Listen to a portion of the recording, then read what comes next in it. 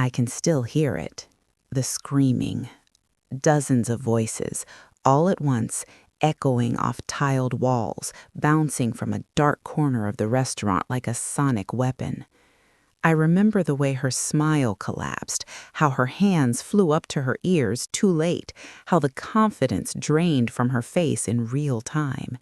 I remember standing there, chest buzzing, knowing that for the first time all night she had lost control of the room.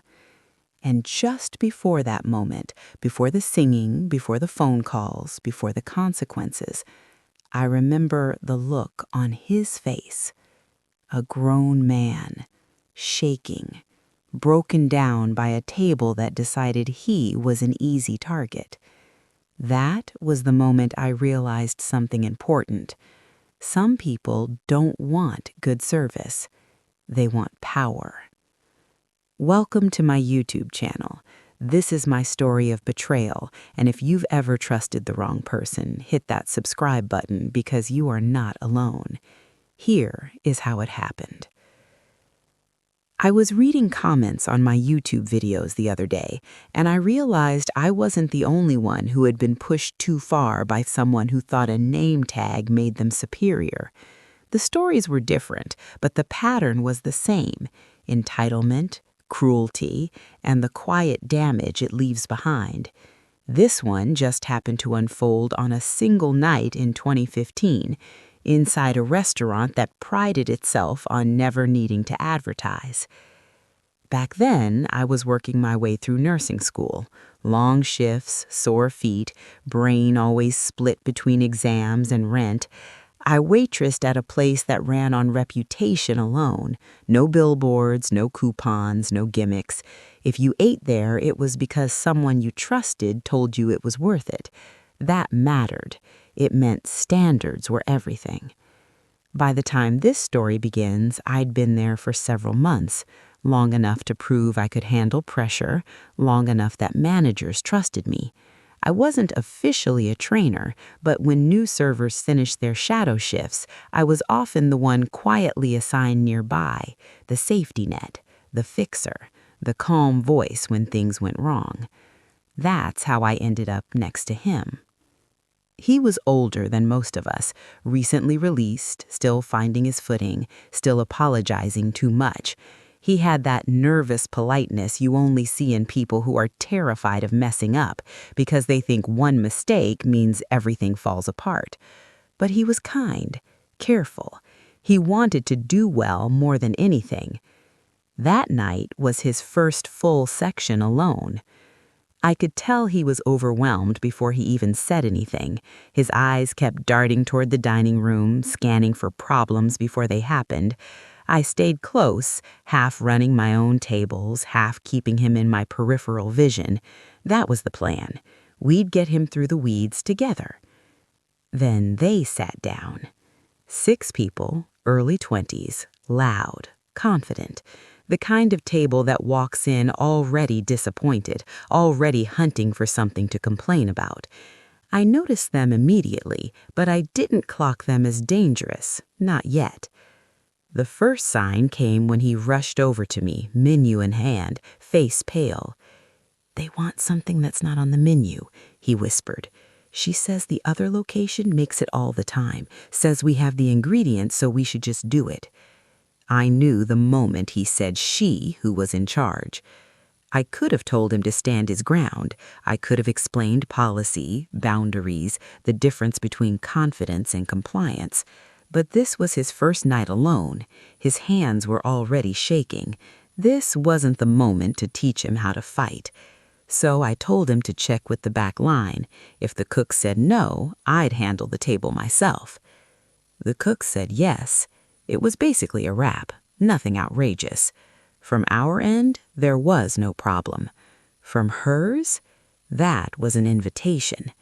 Every time he returned to the table, she had a new demand, something extra, something urgent, something that couldn't wait. He would arrive with the last thing she asked for, and before he could even finish speaking, she'd cut him off. "No, actually, I need. Can you hurry? Why is this taking so long?" I watched his shoulders climb higher with every trip. His steps got shorter, faster, panicked. I caught his eye once, gave him a small nod. "I've got you." I started quietly absorbing his other tables, refilling drinks, running food, smoothing over weights, slipping them into my own service rhythm so he could focus on the disaster unfolding in his section. That's why I was there. That's what teammates do. But this went on for the entire meal. No apology, no gratitude, no human decency, just relentless neediness designed to keep him off balance and ashamed. I pulled him aside in the back once, just to remind him to breathe, to warn him that some tables don't tip and that it's not a reflection of his worth. I promised him I wouldn't touch a cent from his other tables. He nodded, but his eyes were glassy. Honestly, he looked like he might quit that night. And then it got worse. They had come in late, close to the end of service, and they stayed past our section's closing time. By then, the restaurant was thinning out. Chairs flipped, lights dimmed. They were the last table on our side of the building, tucked into a corner where sound carried and nowhere to hide. That's when he came to find me again, quiet, careful, asking a question that made my stomach drop. "How do I do an employee discount?" he asked. "They want to use more than one on the same ticket. Is that okay?" I blinked. "Wait," I said slowly. "Employee?" He swallowed. And that's when he told me what she'd been doing all night. What she said. She wasn't just a customer. She was a trainer at another location.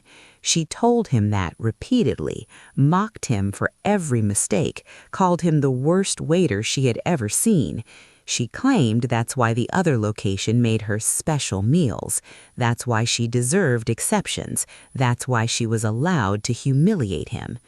And on top of all that, she suddenly announced there were multiple birthdays at the table. She wanted free cakes for everyone, and she wanted the birthday song immediately. I felt something in me go cold. And in that moment, I knew this night was about to change.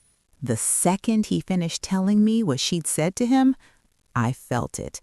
That slow, molten anger that doesn't explode right away. It settles, heavy, focused, dangerous. This wasn't a rude customer anymore. This wasn't a bad night. This was someone wearing authority like a weapon. I looked at him. This man who had done everything right, who had asked questions, followed instructions, hustled harder than anyone else on the floor, and I saw what she had actually taken from him. Not time, not energy, dignity. "You did nothing wrong," I said immediately. No hesitation, no softening the words, not one thing. He let out a breath like he'd been holding it all night. His shoulders sagged just a little, but the damage was already done. You don't get to tear someone down for hours and then pretend it disappears because the food showed up. I asked him one more time to walk me through everything, slowly, from the beginning, every comment, every demand, every time she reminded him who she was. By the end, my hands were clenched. This restaurant ran on reputation, on trust, on the idea that if you worked here or ate here, you respected the people around you. What she was doing violated all of that, and she knew it. That's what made it worse. I told him to start prepping the birthday cakes. He froze. "Now?" "Yes," I said, "but don't take them out yet." Then I turned and walked straight to the front-end manager's office. Now, let me be very clear about something. Good managers in restaurants are rare, unicorn-level rare. But this place, somehow we had them, every single one. They protected us, backed us, trusted us. I knocked once and stepped inside. "I need to talk to you about a table," I said. My voice was calm, too calm. He looked up immediately. "What's going on?" I gave him the short version, the behavior, the insults, the intimidation, the fake authority, the stacked discounts she was demanding, discounts she knew couldn't be combined. I watched his jaw tighten. This is a word-of-mouth restaurant, I reminded him, and she's representing another location like this. That was all it took. He didn't interrupt me, didn't question me, just listened. Then slowly he smiled.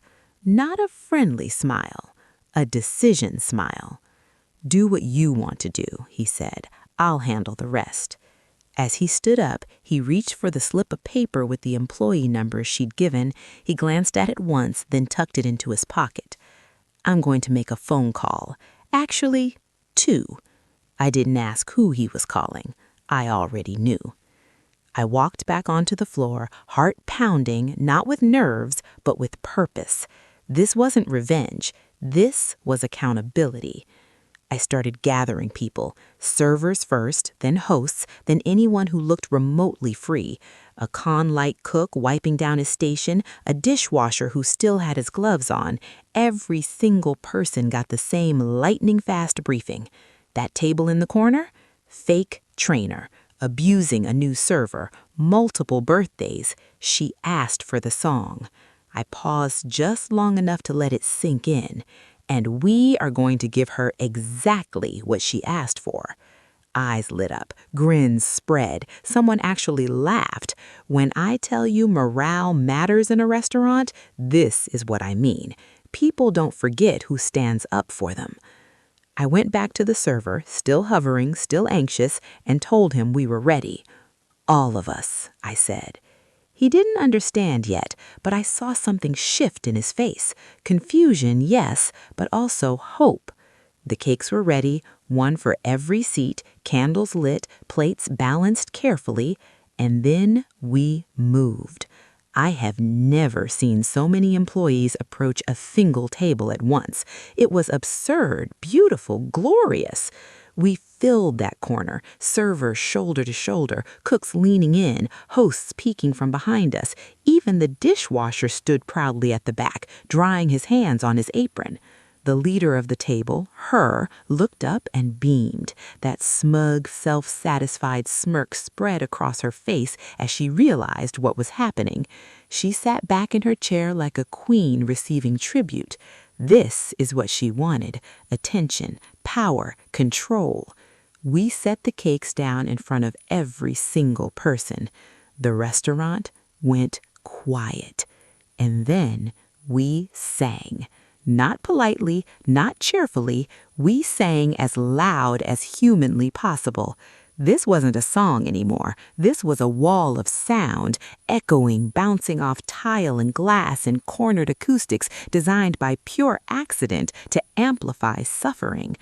Our restaurant's birthday song was already long, already theatrical, but this time it felt endless. I watched her face change. The smile faltered, the eyes widened, the hands flew up too late. People at the table jumped in their seats, covered their ears, laughed nervously, looked around like they'd lost control of the situation, because they had. We kept singing, full volume, full commitment, no mercy. And in the middle of it all, I locked eyes with her. For the first time all night, she looked small. We finished with a final triumphant note that practically rattled the silverware. The silence afterwards was deafening. We smiled, we bowed, and we walked away. Behind us, I heard stunned laughter, confusion, someone muttering, "What was that?" But I wasn't done yet, because while we were singing, the phone was ringing in the office. The dining room didn't know it yet, but the night had already crossed the point of no return.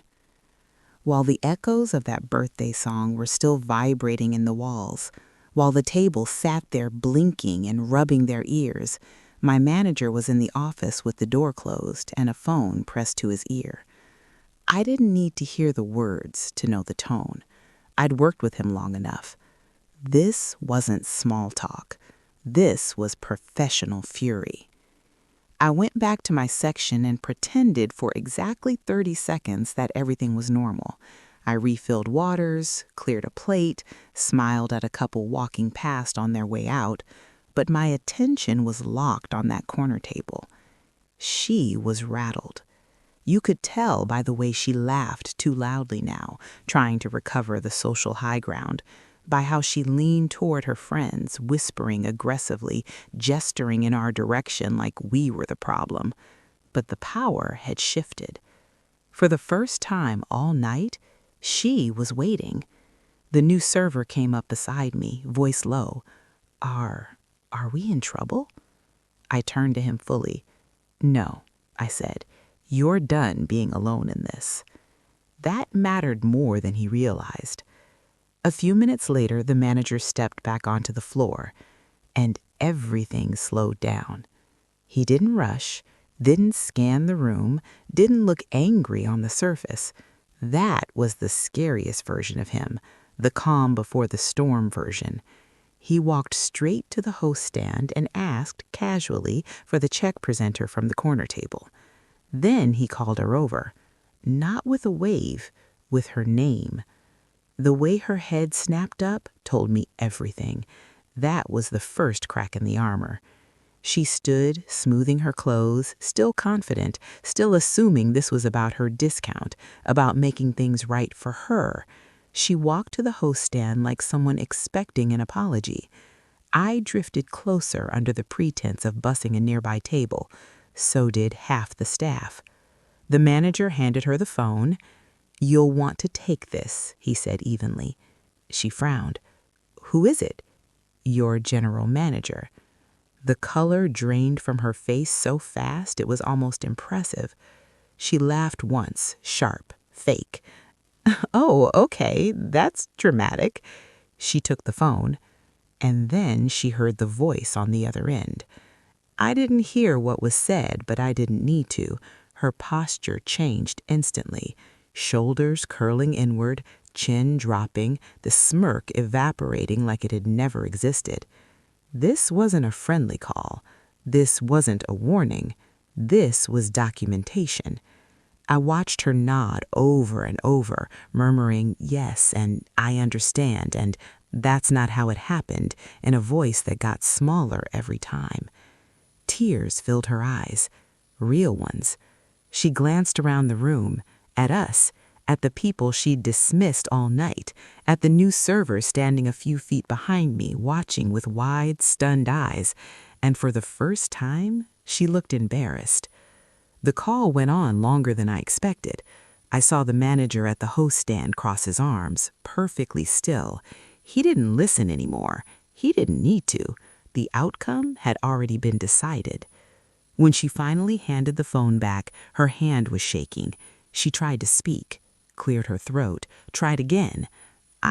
There's been a misunderstanding.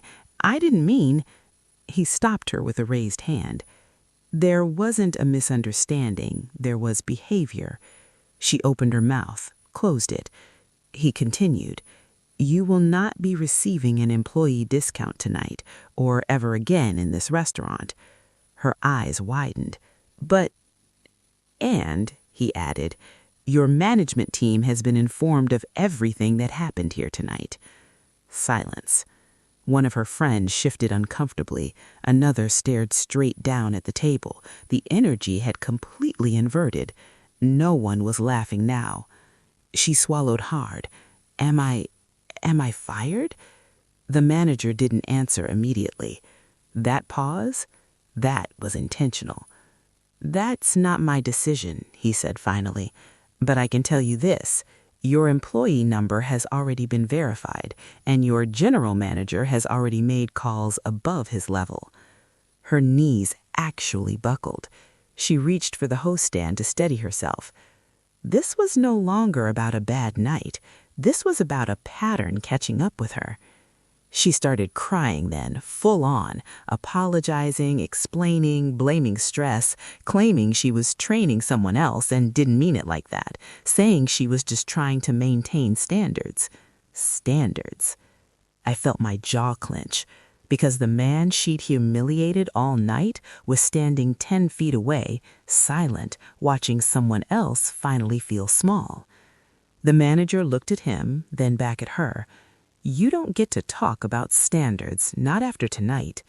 He handed her the check. Full price, no discount, no exceptions. She paid without another word. They left quietly, no dramatic exit, no last insult, just 6 people filing out, avoiding eye contact, the echo of that birthday song still hanging in the air like a ghost. The door closed behind them, and for a moment, no one moved. Then the dishwasher broke the silence. "Damn," he said softly. Laughter rippled through the staff, not cruel, not mocking, relieved, cathartic. I turned to the new server. He was crying. Not loudly, not dramatically, just standing there, tears sliding down his face, trying to wipe them away before anyone noticed. I stepped closer. "Hey," I said, "you okay?" He nodded, tried to speak, failed. "You didn't deserve any of that, but you made it through." He looked at me like I'd saved his life. But the truth? The night wasn't over yet, because consequences don't always end at the door. Once the door closed behind them, the restaurant exhaled. It wasn't loud, it wasn't dramatic. It was the kind of collective release you only feel after something toxic finally leaves the room. Chairs scraped. Someone laughed too hard. Someone else muttered, "I can't believe that just happened." I watched the new server carefully. The adrenaline that had carried him through the night was fading, and what was left was exhaustion, bone deep, emotional, the kind that makes your hands feel heavy and your thoughts slow. I walked him to the back before anyone could start asking questions. "Sit," I told him, pointing to a milk crate near the prep table. He did, immediately. For a moment, neither of us spoke. The hum of the refrigerators filled the silence. Somewhere out front, silverware clinked into bins. Closing routines continued because restaurants don't pause for justice. They just absorb it and keep moving. Finally, he laughed. A short, broken sound. "I really thought I was going to lose this job," he said. I leaned against the counter. "You didn't almost lose your job," I said. "You almost learned the wrong lesson." He looked up at me. "What do you mean?"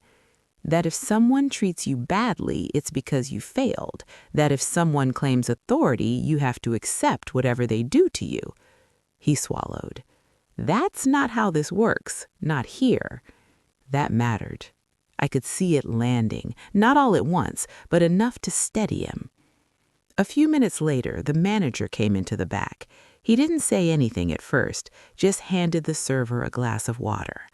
"You did fine tonight," he said. "Actually, you did better than fine." The server nodded, unable to meet his eyes. "You kept asking for help," the manager added. "That's what good servers do." And then, quietly, he left. No speeches, no victory lap, just validation. The rest of closing passed in a strange, almost peaceful blur. Side work felt lighter. The usual end-of-night complaints were replaced with retellings of the birthday song, who sang the loudest, who cracked first, who almost lost their voice. But underneath the laughter, there was something else, a sense that we had drawn a line. Later, as we were clocking out, the manager pulled me aside. "You were right to escalate," he said. "She's not new to this."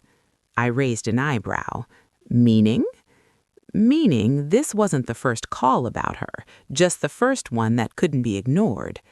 That sat heavy. People like her don't usually implode over one night. They accumulate damage quietly, leaving messes behind them until someone finally documents it clearly enough that it sticks.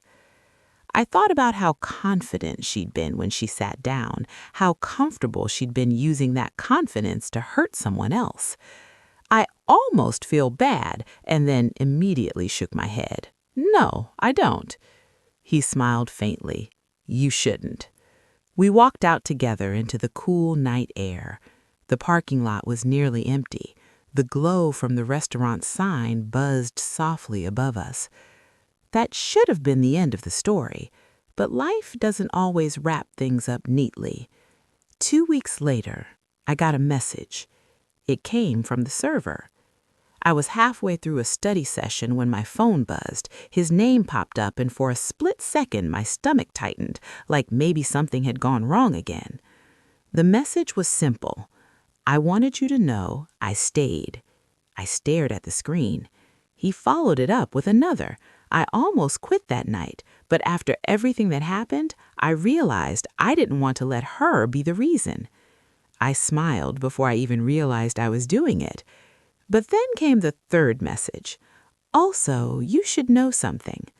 That smile faded. She came back to my location today. My heart sank. I typed back immediately, "Are you okay?" The dots appeared, disappeared, appeared again. She doesn't work there anymore.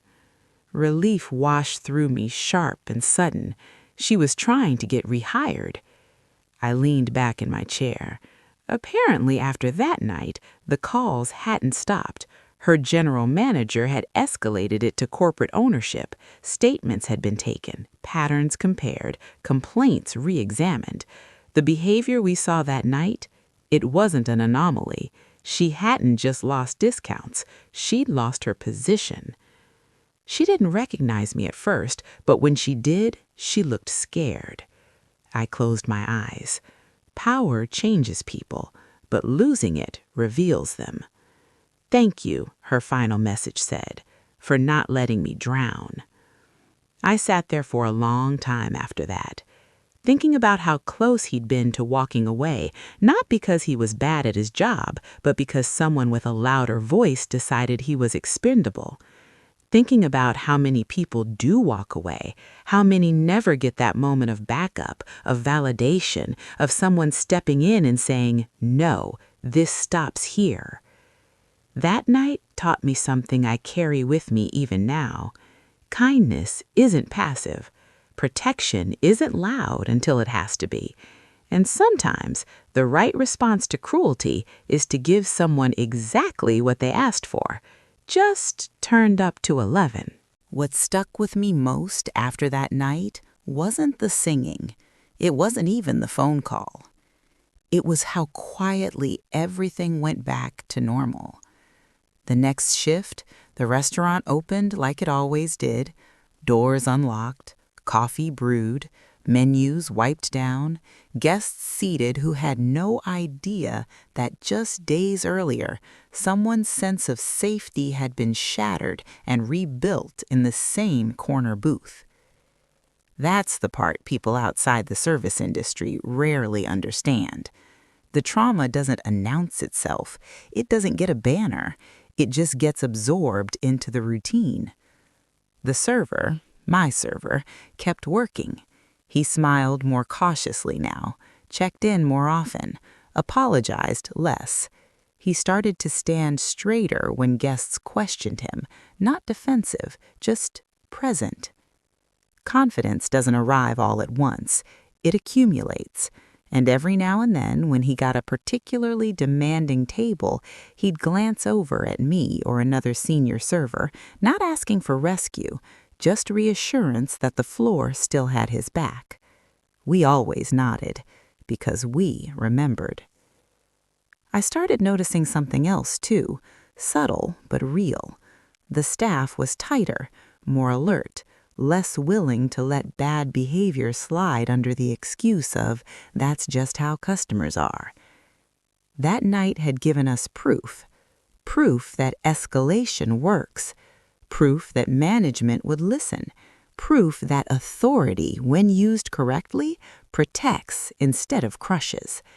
And maybe most importantly, proof that cruelty has a paper trail, whether people realize it or not. A month passed, then 2. Life moved on, nursing exams, double shifts, burnout managed 1 cup of bad coffee at a time, until one afternoon I ran into someone from the other location. She recognized me immediately. "You're the one," she said. I blinked. "The one, what?" "The birthday song," she clarified. My stomach flipped. I didn't deny it. She laughed, short and incredulous. "We heard about that for weeks." I waited.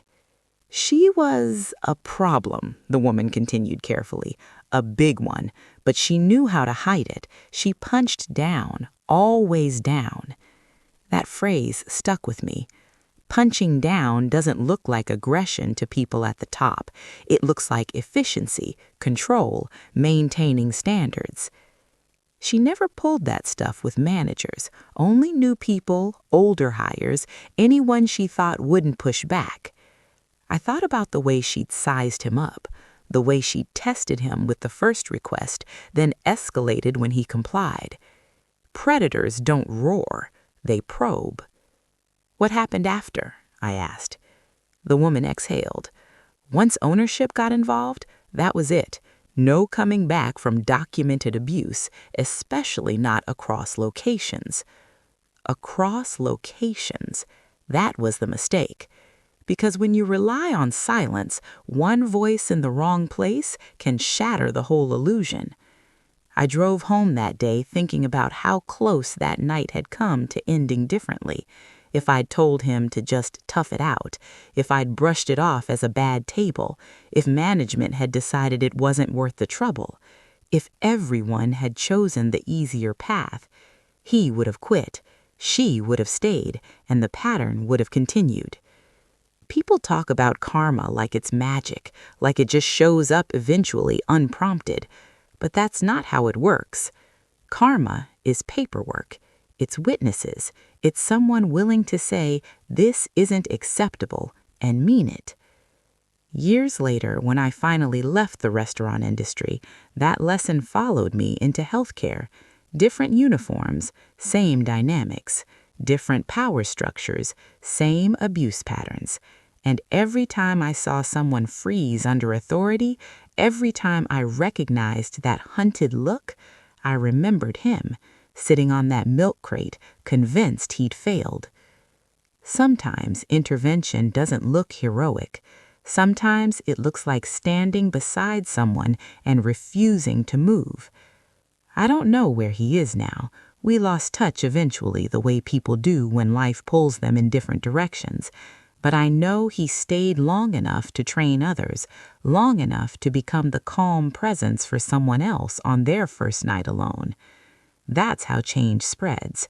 Not loudly, not dramatically, but steadily.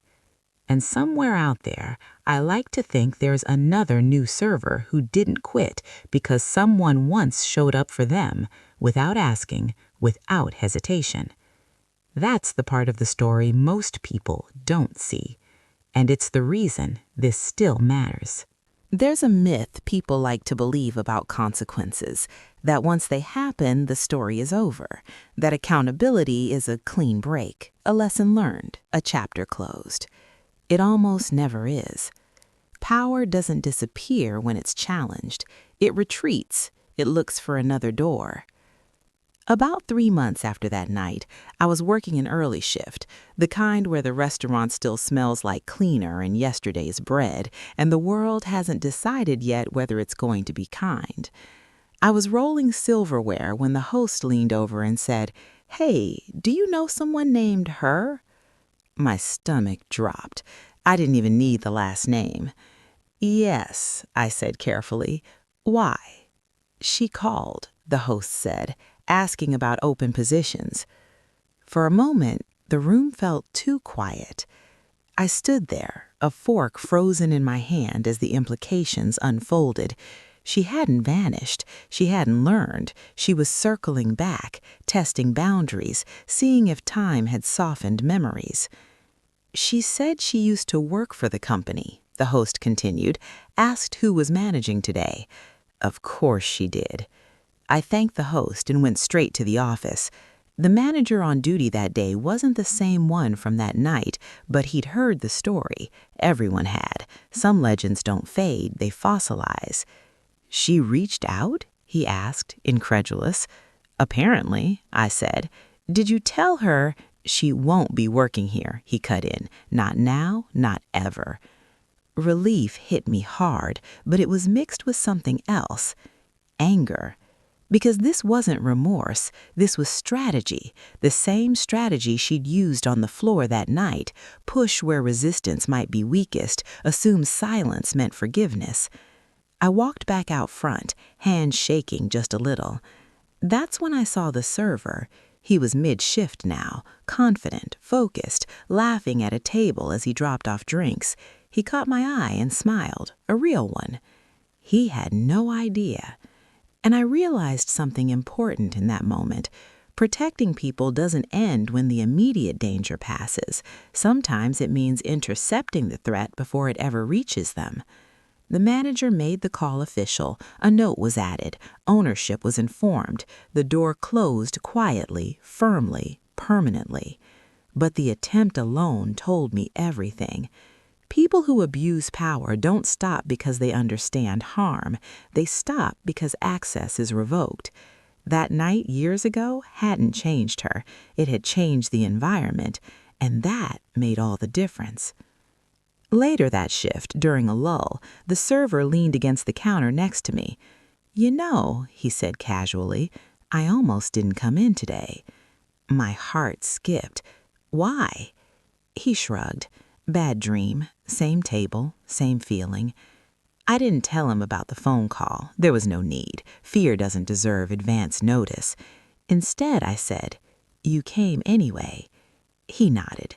"Yeah, I remembered how that night ended." That's when I understood something I hadn't before. Justice isn't just about punishment. It's about rewriting memory.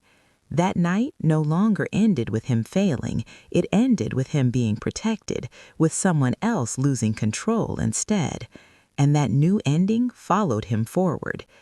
Years later, when I think back on it, I don't remember her face clearly anymore. The details blur, the sharpness fades. But I remember his. The relief, the disbelief, the moment he realized he wasn't disposable. People underestimate how powerful that realization is. It's the difference between staying and leaving, between speaking up and staying silent, between becoming what hurt you or becoming the reason it stops. That's why this story doesn't end with a song. It ends with a warning. Because there are people everywhere who think authority means immunity, who think time erases patterns, who believe they can come back quietly and reclaim what they lost. Sometimes they're right, and sometimes they walk straight into a wall they didn't know was built. And the next part of this story? That's where everything tightens. Because the moment power realizes it can't come back is the moment it shows its teeth. There's a moment right before a storm breaks when the air feels wrong, heavy, charged, like the world itself is holding its breath. That moment came for me on a Friday night shift. We were slammed. Every table full, tickets stacking, the kind of controlled chaos where adrenaline sharpens everything and mistakes get expensive fast. I was in motion, hands moving on instinct, when I felt it. That prickle between the shoulders, the sense of being watched. I turned, and there she was, standing just inside the entrance. Not seated, not waiting for a table, just standing there, arms crossed, jaw tight, eyes scanning the room. For a split second, my brain refused to accept it. This didn't make sense. She wasn't supposed to be here. The door had been closed, locked, welded shut by policy and memory. But there she was. No friends, no smile, no performance. Just anger. She hadn't come to eat. She'd come to reclaim something. I watched as the host approached her, tablet in hand. I couldn't hear the words, but I didn't need to. I saw the shake of the head, the way the host gestured politely toward the door, the practiced calm of someone following procedure. And then I saw her lean forward, saw her lips pull back, saw her voice rise. People turned. Conversations faltered. Forks paused midair. This wasn't a customer dispute. This was confrontation. I moved before I consciously decided to, cutting across the floor, heart hammering, every sense tuned sharp. The manager was already stepping out of the office, eyes locked on the scene. "She said she knows you," the host said, voice tight when she spotted me. "Of course she did." "She's lying," she snapped, eyes burning into mine. "You don't get to blacklist me. You're just a waitress." There it was, the mask off. I felt the room contract around us, all that noise, all that movement suddenly distant. This wasn't about policy anymore. This was personal. "You humiliated me," she continued, voice rising. "You ruined my job." The manager stepped between us. "You need to leave." She laughed, a sharp, cracked sound. "Or what?" And that's when she made the mistake. She looked past him, right at him, the server. He was carrying a tray, drinks trembling slightly as he froze, caught in the open, eyes wide with recognition. Her face changed when she saw him. Something ugly flashed there, something predatory. "You did this," she spat, pointing. "You couldn't handle feedback. You ran crying." The tray shook harder. Every muscle in my body locked. I took one step forward. "Stop!" She ignored me. "You think you won," she went on, voice loud enough now that the entire restaurant was silent. "You think this place protected you. You're still nothing. You'll always be nothing." The words landed like blows. I watched his shoulders curl inward, old instincts fighting new ones. The room held its breath again, this time not with tension, but with expectation. What happens next defines everything. The manager raised his voice. "This is your final warning." She turned on him, eyes wild. "You can't do this to me." And then the server spoke. "I didn't run," he said. It wasn't loud, it wasn't angry, but it cut. She froze. "I asked for help because that's what professionals do." The silence was absolute. "I did my job," he said. "You abused your position." I felt my throat tighten. She stared at him, stunned not by defiance, but by clarity. This wasn't the shaking man from that night. This was someone standing in his space, supported by it. "You don't get to talk to me," she hissed. He met her eyes. "I just did." That was it. The manager didn't hesitate. "You are trespassing," he said clearly. "Leave now, or I will call the police." For a moment, just one, I thought she might actually lunge. Her hands clenched, her breathing went shallow and fast. Power cornered is dangerous. Then something else happened. People stood. A couple at the nearest table pushed back their chairs. Another guest shook his head slowly, disapproving. A woman near the window crossed her arms, eyes hard. Witnesses. She looked around and realized it. This wasn't a private abuse anymore. This was public. Her mouth opened, searching for another angle, another lever, but there were none left to pull. She turned toward the door, shoulders stiff, fury radiating off her in waves. At the threshold, she stopped. "You'll regret this," she said over her shoulder. "All of you." And then she left. The door slammed so hard the glass rattled. For a long moment, no one spoke. Then the room erupted, not in cheers, not in applause, but in something better.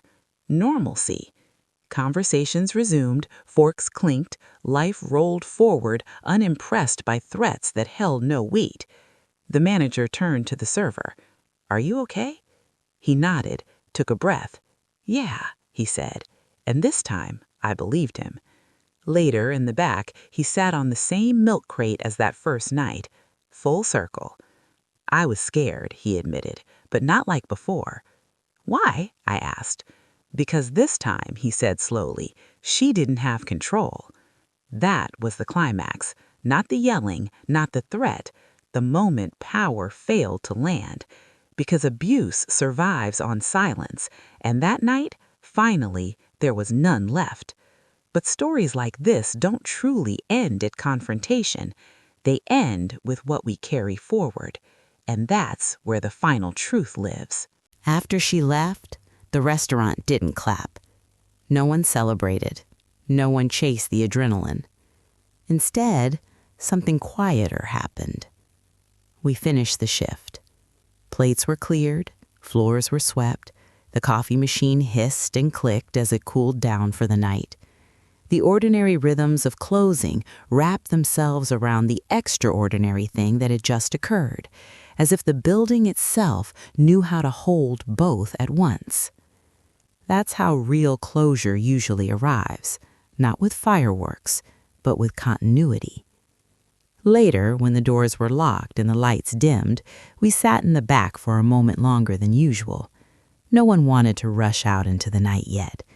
There was a gravity in the air, the kind that follows when something important finally resolves. The server leaned back against the wall, exhausted but upright. No shaking this time, no apology for existing. "I didn't think I could do that," he said quietly. I knew what he meant. Standing up, speaking clearly, holding eye contact with someone who had once reduced him to panic. "You didn't do it alone," I reminded him. He nodded. "That's the part I'll remember." That was the point all along. Because abuse doesn't rely on strength, it relies on isolation, on the belief that no one will back you up, that you're expendable, that the safest option is silence. The moment that belief breaks, everything changes. Over the next few weeks, nothing dramatic happened. No more appearances, no more threats, just distance, finality, the kind of ending that doesn't announce itself, but doesn't unravel either. And slowly, the story faded into what it was always meant to be, a lesson, not a wound. I finished nursing school not long after that, moved on, new uniforms, new hierarchies, new rooms where power still flowed unevenly and silence was still mistaken for compliance. But I carried that night with me. Every time I saw a new hire flinch when corrected, every time someone apologized for asking a question, every time authority crossed the line from leadership into intimidation, I remembered the birthday song, the phone call, the milk crate, and I remembered the moment power failed, not because it was shouted down, but because it was witnessed. That's the part we don't teach enough.